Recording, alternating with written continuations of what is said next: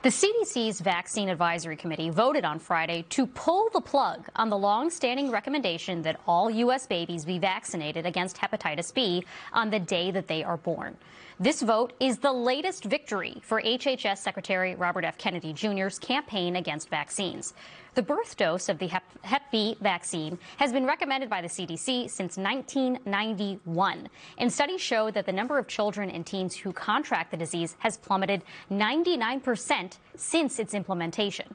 Despite decades of science backing its effectiveness and the concerned cries of health experts across the country, President Trump was quick to celebrate the vote, calling it, quote, a very good decision. Joining us now is Dr. Anita Dua, founder and chair of Healthcare for Action. Dr. Dua, I have a 4-month-old who just got her shots earlier this week, not the Hep B shot. She got that when she was born. I asked my doctor at that appointment, will my daughter continue to have access to vaccines going forward? And she basically said she wasn't sure. What do you think this vote means for parents out there who are concerned about access to the immunizations that their kids need?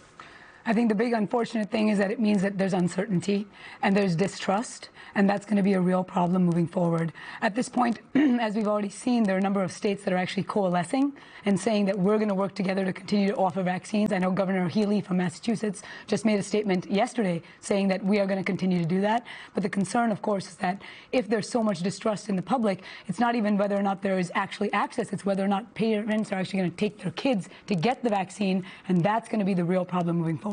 I wanted to ask you about the panel that made this decision, right? Because this is the growing concern, and we can even talk about, 3 years from now, 4 years from now, if Trump leaves office and RFK is no longer head of the Health and Human Services Department, whether or not the trust that people have in the CDC can ever be restored. Just tell us a little bit about this panel. This is he actually got rid of the vaccine panel that was made up of scientists, and he brought in his own people who now then issued this recommendation. And it seems like people who may not be following the news day in and day out may be watching this and thinking like, well, the CDC advisory panel recommended this, so they must be credible. You don't see it that way. Do you see it that way, or how do you evaluate the people who made this decision and the long-term damage that people will have in the CDC? Actually, at this point, really, when you look at this panel, you see just nothing but politics. There's politics everywhere. There's no question that we should be evaluating the science. In fact, this panel meets multiple times a year. But the whole point of it, to what you just said, is that the people that are on it are supposed to be people that are unbiased, looking at the science and making decisions.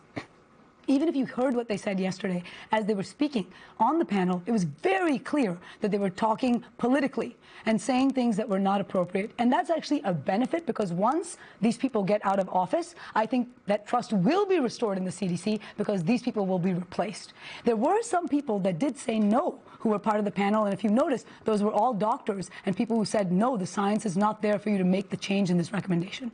The people presenting, though, I spoke to one former CDC official who told me that not one of the people who was presenting was a career scientist with experience on this.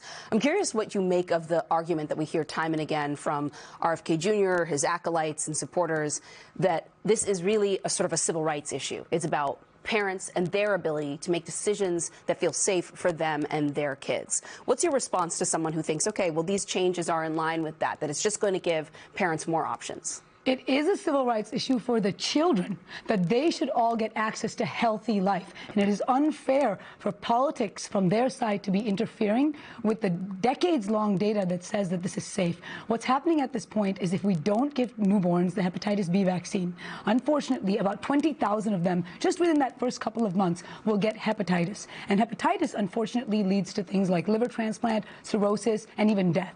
And so, actually, civil rights is the perfect way to describe it, but the opposite way, that actually we should be taking care of these children. And the fact that they're not allowing that is anti-civil rights, if anything. Allowing parents who are already confused, who are already unsure, to have now distrust, to not know what the next steps are, and then subjecting their children, unfortunately, to diseases that are fully preventable is really unacceptable. And again, making us go backwards to pre-civil rights era versus what's happening right now.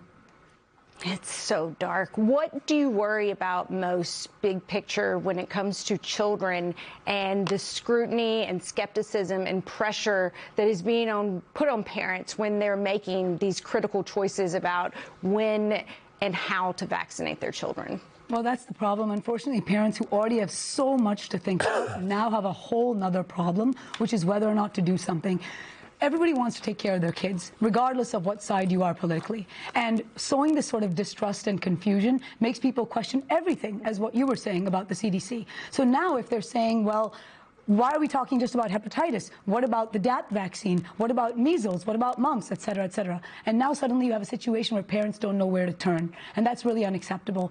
Honestly, at this point, we've already seen a rise in measles, a rise in whooping cough, and now we're going to see a rise in hepatitis.